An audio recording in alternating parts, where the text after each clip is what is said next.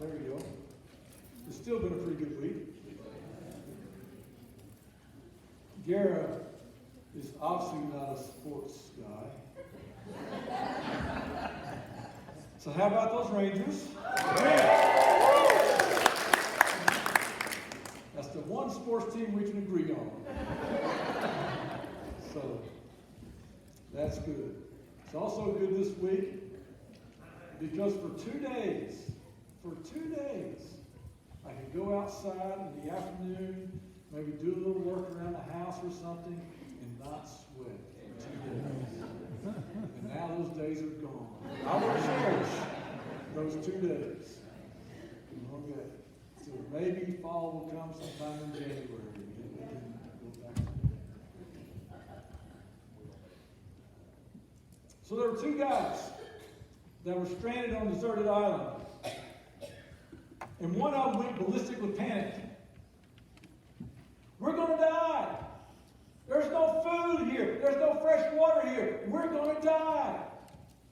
The other guy went and found a palm tree that grew at the appropriate angle, sat down, leaned up against it, started taking a nap. The first guy says, "What are you doing? Don't you care? This is a dire situation. We are going to die. No food, no fresh water around. We're going to die." And the second guy said, "I'm not worried. I make $100,000 a week." First guy said, "What does that have to do with anything? There's no money to spend here.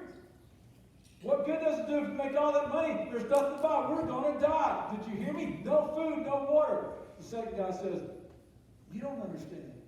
I make $100,000 a week, and I tithe. My pastor will find me." Lest you think that what you give or what you make is going to inspire me to come after you in a situation like that. Let me disappoint you. I don't know what anybody makes or anybody gives, okay? So I have no clue about that. I don't have anything to do with the money here whatsoever. I don't see it. I don't touch it. I don't even smell it. It just happens and with other people. Now, for 3 reasons that's the case. For number one, it does away with temptation and does away with accusation. Okay? Number two, if you were to go totally off the rails and be totally out of line in some area, and I knew you gave a lot of money to the church, I might be afraid to say something to you. You might be offended and you may leave or start giving. The third reason, if I knew you didn't give much or any money to the church, I might offend you on purpose. Okay? So for those 3 reasons, I just stay away from it all and don't have anything to do with it. So that's what we're going to talk about today. But to begin with, I want you to see a verse that talks about this in 1 Timothy, because this verse, it tells me what I'm supposed to teach you, but also why I'm supposed to teach you. Here's what we're reading in 1 Timothy 6. "Instruct those," so that's what I'm supposed to do, "who are rich in distress and age," that's you guys, in case you didn't know, we may talk about that someday, "not to be arrogant or to set their hope on the uncertainty of wealth, but on God, who richly provides us with all things to enjoy. Instruct them to do what is good, to be rich in good works, to be generous and willing to share, storing up treasure for themselves." So this is the result of giving. Storing up treasures for themselves as a good foundation for the coming age, so that, here's the purpose, so that they may take hold of what is truly life. So that you can understand what real life is all about. So that you just don't get stuck so much in life in this world, you lose sight of why God has given us life and why He has created us, that you lose sight of all that. But the key here I want you to understand is that Paul is not concerned about gathering dollars. His whole purpose in talking about money is that you might experience life. And I'll talk about it. I'm not afraid to talk. I kind of shied away from it when I first started preaching, but not the past 25 years at all, at least. Why? Because it's what I want for you, not from you. I want you to experience what Paul is saying here, what life is all about. Now, first thing I want you to understand is that Being a giver, being generous, not only has spiritual consequences, physical consequences. The University of Medicine at Stony Brook, not the University of Medicine, the School of Medicine at the University of Stony Brook, they did a study in which they showed that generosity lowered blood pressure. When a person is generous, that lowers their blood pressure as good as any medicine or exercise. The Republican magazine had an article in which they said when people are generous, it releases dopamine and what's the other chemical's name? Endorphins, just that type of endorphins that just make you feel good. It just makes you feel good. The U.S. News had a report in which they said people who are generous with their time, and they volunteer to help other people, especially people that are going through hard, difficult situations, that their mortality rate decreases by 63%. The University of Louisville did a study in which they showed that about a third of the coins in your pocket and the bills in your billfold contain disease-producing organisms. So I thought about, with all that in mind, I thought about entitling this message, Be Generous or Die. But I'm not sure how well that would go over. But generosity is not to be fueled by fear. We are told what Jesus said is more blessed to give than to receive. And we learned that from some other studies like Harvard. Harvard did a study on does money buy happiness. Now, Harvard is not exactly a bastion of conservative thought. But here's what they came up with. They said that if you live below the poverty line and you get some more money or you make some more money, that can bring happiness. But they said if you live above the poverty line, there's no correlation between making or being given more money and happiness. No matter if you went from making $45,000 a year to making $100,000 a year, there's no big jump in happiness because money tends to bring a lot more stress. But what they did say is this: what makes a difference with your money is how you allocate it. If you use your money to send a kid to camp, use your money to buy groceries for someone, use your money to pray for a senior's medicine or something like that, that will make you vastly more happy than buying a new TV or a smartphone. So here's what I want you to see. Money can't buy happiness, but generosity can bring joy. Generosity can bring joy. This is why Jesus never discouraged anybody from giving, no matter how rich they were or how poor they were.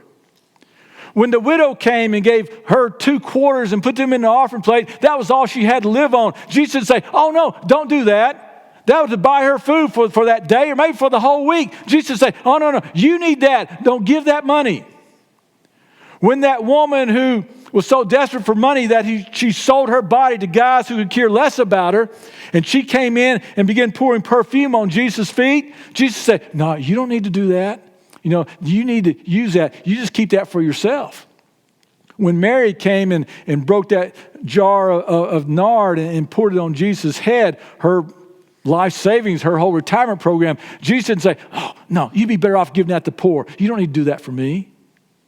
Why? Because he knew that these people, when they gave, when they were generous, when they understood how God sees things and they followed through with that, they were going to experience life. God was going to do something in them that was vastly more valuable than the money.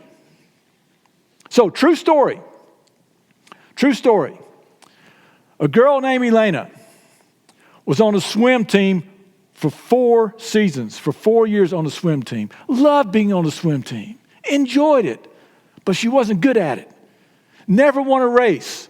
Most often came in last. But even though that didn't discourage her.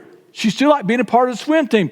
Then before one of the races, her mother came to her, put her hands on her shoulders and said, now, Elena, you go out there and you win this race. And her eyes got real big. And she said, you mean this is a race? I thought we were here to meet people. That's why they called it a swim meet. Then all of a sudden, everything started to make sense. The lanes made sense. The people cheering made sense. The ribbons and the trophies made sense. Now, sometimes we get those aha moments where it's like the light bulb is turned on and everything begins to make sense. That's what Paul wants to happen to us in Romans chapter 12, where he says, renew your mind. Begin thinking about things differently. Have those times when you begin to see things as God sees them, when you begin to see your money as God sees them, where you begin to see your attitude, when you begin to see what you do as God sees it. And when you see things as God sees it, then it'll make sense on why God tells you to do what he tells you to do. When you see things as God does, then you will want to do as God says to do. Okay? So, why don't we today take the next few moments and let's just see how God views money. Okay? Let's look at how God views it. And we're going to look at a passage of Scripture. It's going to seem a little odd to you, but that's because it's coming from a different culture and a different time. Don't get lost in that. Let's just follow the words of Jesus. So here we are in Luke chapter 16.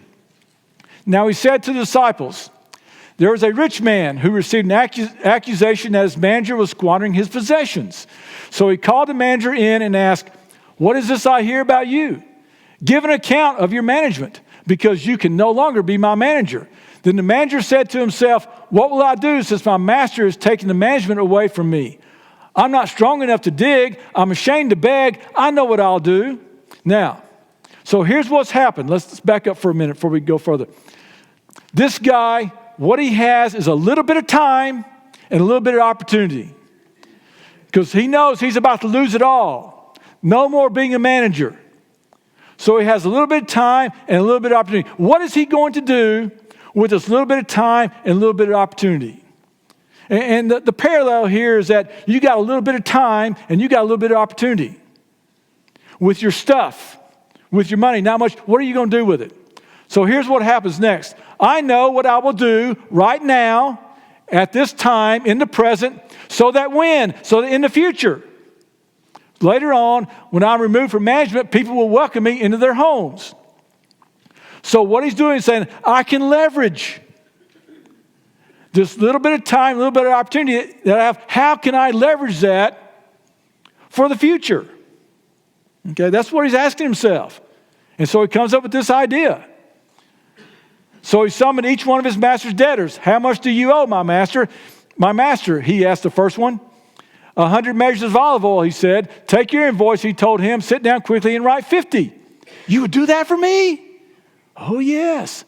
That's great. If I can ever do anything for you, let me know. Oh, I will. A little bit sooner than you think. I'll let you know.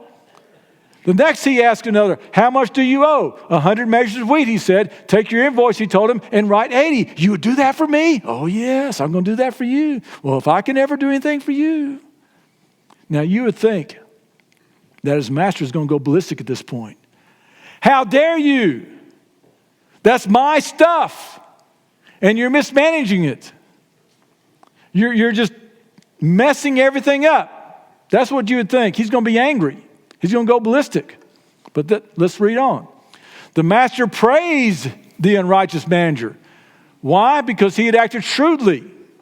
Okay? In other words, he's saying, look, he had a little bit of time and a little bit of opportunity, and he used it. He leveraged it for his future.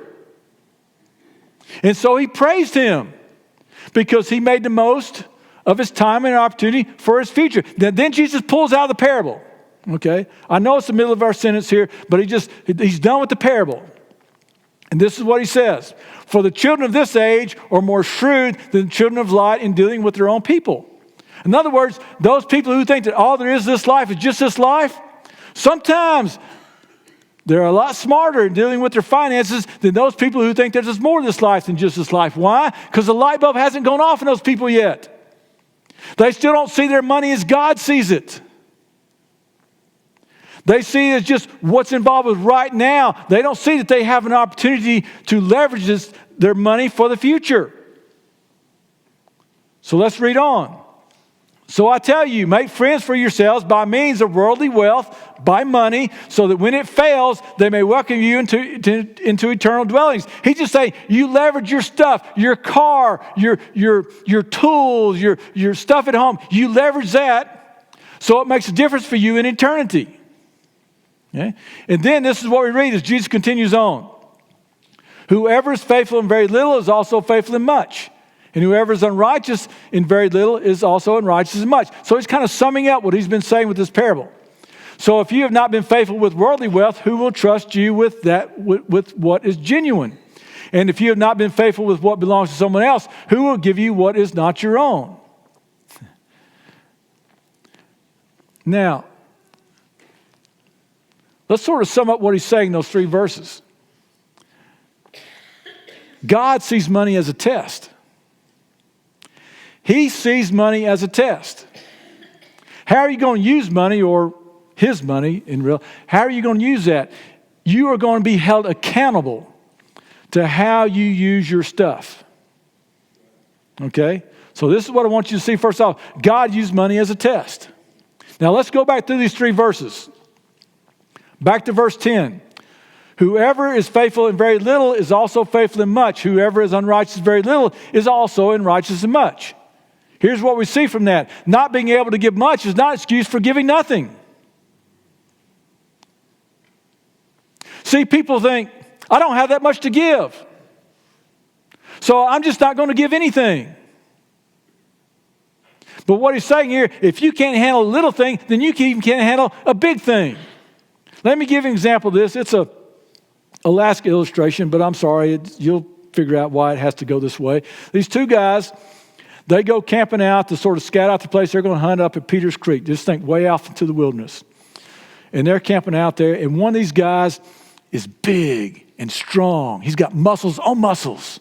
The other guy's scrawny, okay, skinny and scrawny. So the little scrawny guy, he says to the big muscular guy, if I was as big as you, I'd go out there in those woods and I'd find the biggest bear I could and I'd tear him apart with my bare hands. The strong guy looks at the little scrawny guy and says, well, there are a lot of little bears out there in the woods too. Here's the thing. We want to say all the time, if I had $1 million, don't tell me about if you had $1 million. Tell me about what you're doing with the $20 you got in your pocket right now. Don't tell me how you would steward what you don't have. Tell me how you're stewarding the little bit you have right now. See, we want to use the excuse, I just don't have a lot, to be ungenerous. But we need to realize that hard times that you're experiencing, that's not a reason to excuse your faith. That's a reason to choose faith when it comes to being generous. All right, the next verse. So if you've not been faithful with worldly wealth, who will trust you with what is genuine? Genuine, real, not will give you just real life, that which is real, that which is spiritual, that which is going to make a difference in you. Okay, so here's what we see from that. There's a direct relationship between how we use our money and the quality of our spiritual lives.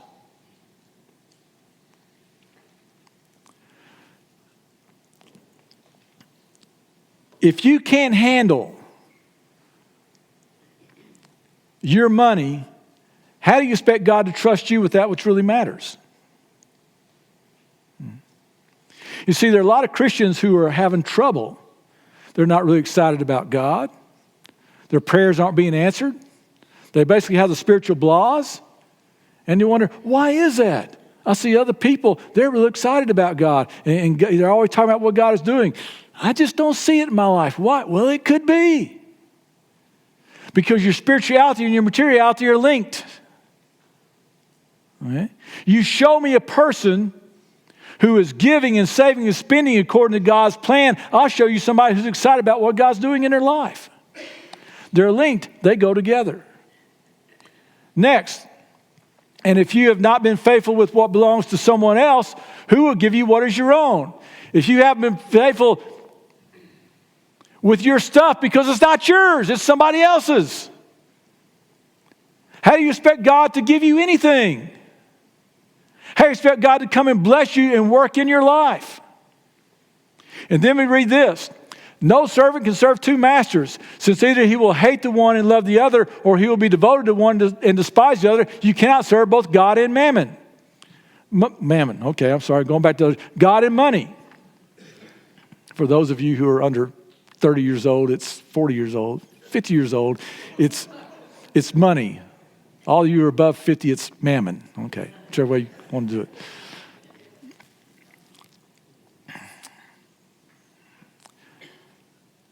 All he's saying is what we refuse to acknowledge, but it's been true ever since the beginning. The chief competitor for your heart is your stuff, your money. You will never have a fiercer competitor for your spiritual life. You'll never have something that stands in the way of you being right with God more than stuff, more than your money. But read this the other way. When you begin to use, spend, save your money according to God's principles, discipleship will become easy. Why? Because God has your heart. He has your heart.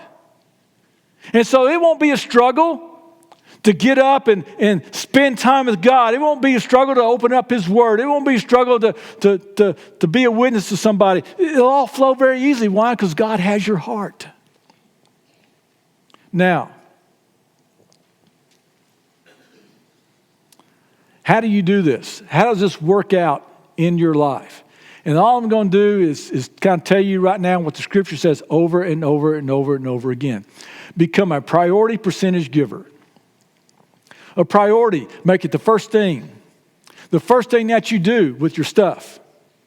Now, can you tithe and not be a wholehearted follower of Christ? Yes. But there's never been a wholehearted follower of Christ that wasn't a priority percentage giver, that didn't know what it meant to put God first. Let's look at it this way. My wife, she's a good cook, and oftentimes we'll have people over on Friday night most of the time. And you know what she does when we have people over on Friday night? It doesn't matter what we have in the refrigerator. She's going to go to the store, she's going to buy a bunch of stuff, come home, fix a meal, and we're going to have those people over. We're going to all enjoy that meal. And you know what I eat the next day? Leftovers. Never once have we had people on Friday night and she's gone to the store on Thursday and bought all this stuff and fixed this huge meal. And me and her sit down and eat this meal all we want. And then when the people come over Friday night, we pull out the leftovers out of the fridge. Never happened. Probably never happened at your place either. But what do? With our stuff? We go through and we go, we get all we want. All that brings satisfaction to us. And we go, God, here's the leftovers in the fridge. Wish it could be more, but that's all that was left after we got done. And we call ourselves being generous. See, I could take right now and divide all of you up into two different types of people. The one type who gives God leftovers, the other type who gives off the top and lives off the leftovers. And it's not that the first group is necessarily so greedy, it's just that they think that everything they have belongs to them, including the responsibility to meet all their needs. The second group, they understand it all belongs to God, including the responsibility to meet their needs. Completely different. We are to make it a priority in our lives in giving to God. And here's why. Because you give God seconds, third, fourth, fifth. You don't give Him the first. You give Him the seconds, third, fourth, or fifth. God's not honored by that. We have a God who's created this whole world, who's in charge of everything. And you think He's going to be honored when you come to Him and go, okay, I've already took care of myself first. Let me give you this leftover stuff. Let me give you second place in my life. Do you think God can look at that and go, yeah, I'm good with being second place in your life? No. Morally, He can't do that. Because it's a lie. He's not in second place in anything. Here's what we need to understand. Well, let's catch up with my notes here. God is not honored by the seconds. Never. That's why in Exodus, He says, you bring your firstborn son, that's mine. You give the first of your cattle, that's mine. The first of your flocks, that's mine. When they go into the promised land, the first city, that's mine. Because God is not honored by seconds. Here's what we read in Proverbs Honor the Lord with your possessions and with the first produce of your entire harvest. Then your barns will be completely filled and your vats will overflow with grape juice. Okay. Sorry. This is why God rejected Cain's offering and not Abel's. Let's read that story real quick, these couple of verses out of Genesis. In the course of time, Cain presented some of the land's produce as an offering to the Lord. And Abel also presented an offering, some of the firstborn of his flock and their fat portions. The Lord had regard for Abel and his offering, but he did not have regard for Cain, his offering. Cain was furious and he looked despondent. Why? Because what Cain do? He didn't bring the first. He brought just some of his stuff, just what was kind of left over. But Abel brought of his first. That's why.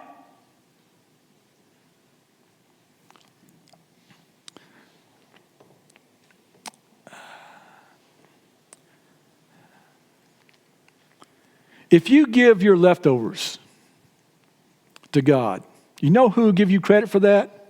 The government will. You can take that off your taxes. The government, they don't care. They will give you credit for giving God leftovers. But God won't. There is no record of anybody in heaven giving anything but the first. There's no record of anybody giving leftovers. Never will be. Never will be. Let's go here. There's a missionary in Africa, and a woman who was in his congregation, she struggled to get by, but she managed to make ends meet by selling bean cakes in the marketplace. But then she messed up her foot, couldn't work for a month. And she was so happy when she was healed enough to go back to work that she went to the missionary and said, I've always tithed, I've always given 1/10 of everything that I've had. But now, from now on, I'm going to give God 1/3. And I expect to make 3 shillings this week. And I'm going to give God 1 shilling. And the missionary was surprised when 2 days later she came back and she said, here's my shilling. And the missionary says, you already made 3 shillings? And she said, no. The first one's God. The next 2 are mine. See, she understood that you become obedient, and then you can be obedient without fear of what's going to happen in the future. Why? Because you trust God with it.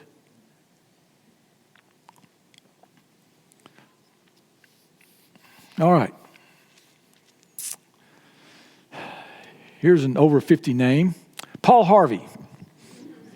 Yeah, I knew. See, I try to find these illustrations that'll connect with you guys. Paul Harvey. Yeah. All right. A guy who used to do commentary on the radio for all you younger people. He would take news stories and talk about them. Now you heard. Well, during Thanksgiving time, he told about this guy that called the Butterball Turkey Company. And he asked this question. He said, I've got a turkey that's been in my freezer for 10 years. Is it still good to eat? And the lady said, well, if it's been frozen the whole time, it's still safe to eat, but it may not be good because it's probably lost all its flavor. And he goes, that's what I thought. I'll just give it to the church. Yeah. Some of you identify with that a little bit too much. But that shows where our hearts are at, right? But God wants us to be priority, to honor Him first, that the first go to Him. And when I said be a priority percentage giver, okay? A percentage. The problem is we get away from percentage because we get enamored with the dollars. If you make $1 and you give a dime, what can you do with a dime anyway? Won't buy hardly anything these days. What can you do with a dime? Not a big deal. I can give a dime. You make $100, give $10. All right, not a whole lot I can do with $10 either. So we don't mind giving $10 we make $100, but when it becomes $500 or we make $5,000 a month or we make $10,000 a month, that's $1,000. You can do a lot with $1,000.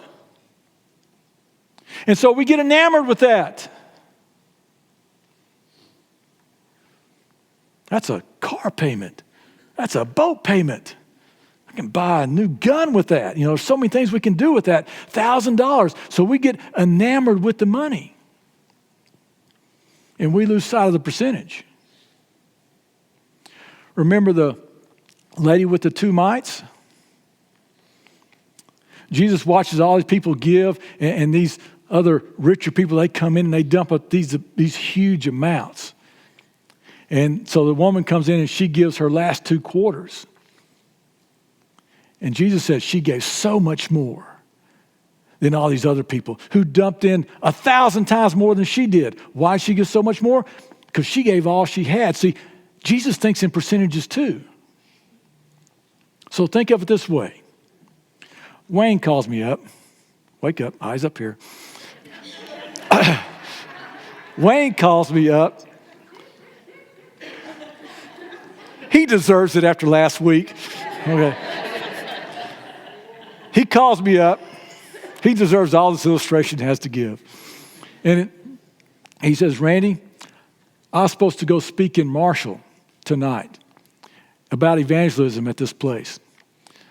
Man, I'm just sick. I just can't hardly get out of bed. Can you go and do that speaking for me, do a little speech about evangelism for me? I said, sure, I can do that, Wayne. And Wayne says, and by the way, they said they're going to give me an honorarium, maybe $25, $50. They just said they're going to give me some gas money. So I said, okay, that's fine. Don't worry about it. So I'll go over there and I speak and I get ready to leave. They hand me an envelope. I'll put it in my pocket and I leave. And I'm thinking,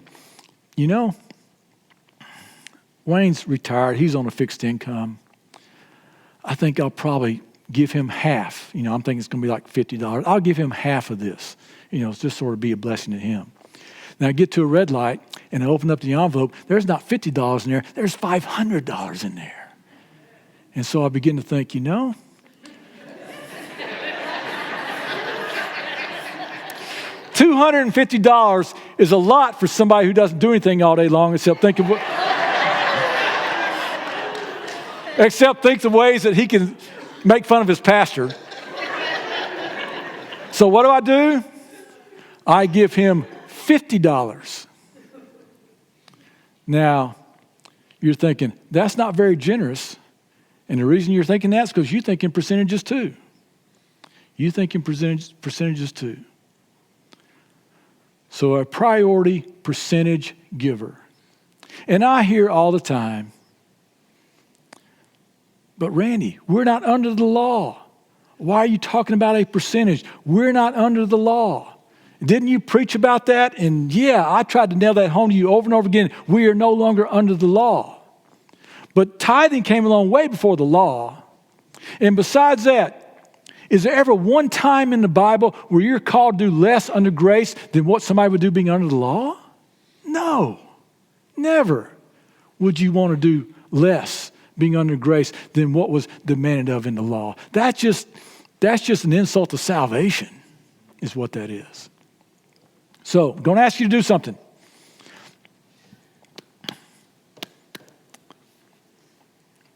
I want you to picture in your mind how much money you make in a year. 50,000, 70,000, 100,000, whatever. Just picture that in your mind. Now, take 10% of that, which means you just lop off a zero. If it's 50,000, that becomes $5,000. So 100,000, that becomes $10,000. If it's, for the ease of this illustration, 72,000, that becomes $7,200. Okay, you got that? Now, to the best of your ability, divide that by 12. That's why I said 72,000, because you divide that, or 7,200, because you divide that 12, that's 600. Okay, it's real easy to do. So get close. I'll go with close. Put that amount and just put that in your mind. Now, what are you thinking? Because see, I want you to see that money is a very spiritual issue. You cannot separate materiality from spirituality. They go together. So what are you feeling when you have that amount in your mind? Some of you are feeling fear. That's a spiritual issue. Some of you are feeling jealousy because now you're thinking, oh, I won't be able to do what all my friends are doing. That's a spiritual issue. Some of you are feeling greed and anger. Those are spiritual issues. So just picture that in your mind.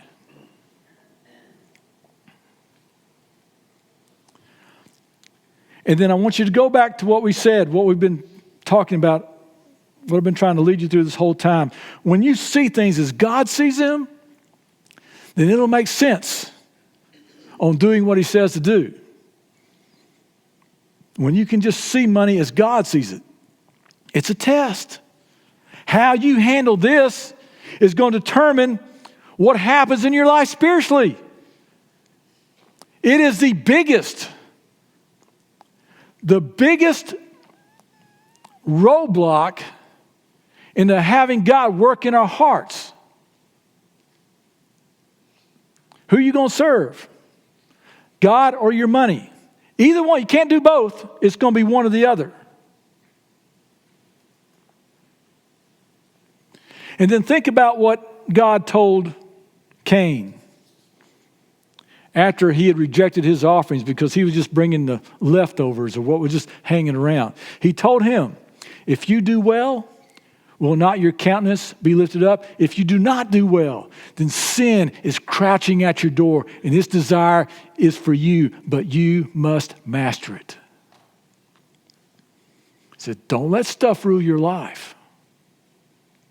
Don't do that. Because the biggest competitor for your heart is your stuff. And you let that rule your life, it will mess you up.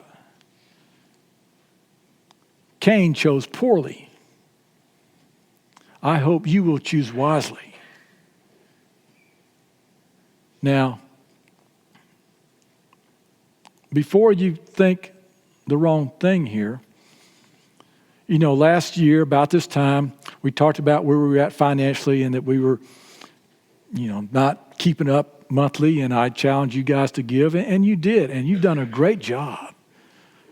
I mean, we are ahead, you know, well ahead for the year. You've been doing great. I so applaud you. Those who gave over a tithe. You know, sometimes I think we get stuck on 10% our whole life. What about doing 11? What about doing 12%? But anyway, you guys are doing great in that. But some of you just won't give it up that your spirituality and your materiality go together. They're linked. You won't admit that the biggest competitor for your heart, the biggest thing that's keeping you from being a wholehearted follower of Christ is your stuff, your money. And if you can't be faithful in a little, you think God's going to want to work in your life? If you can't trust God for your finances, I'll never forget a friend of mine. In fact, it's the same guy that on Wednesday night I was talking about in Colorado, the Encourager guy. He was in ministry and he was student ministry, and they had no funds to pay him. Students don't, so he was supported by outside groups. And he told me one time, he said, you know, I've been a Christian for, I don't remember how many years he said, but he said, if I can't trust God with my money by now, how mature am I? What does that say about me? What does it say about you? If you can't trust God with your money. Just as that is the key to seeing God work in your life, it can be the thing that keeps you down spiritually and messes you up. So we talked about last week, being able to come and admit and confess that Jesus died on the cross for your sins, was buried and rose again on the third day, and that he's Lord of your life.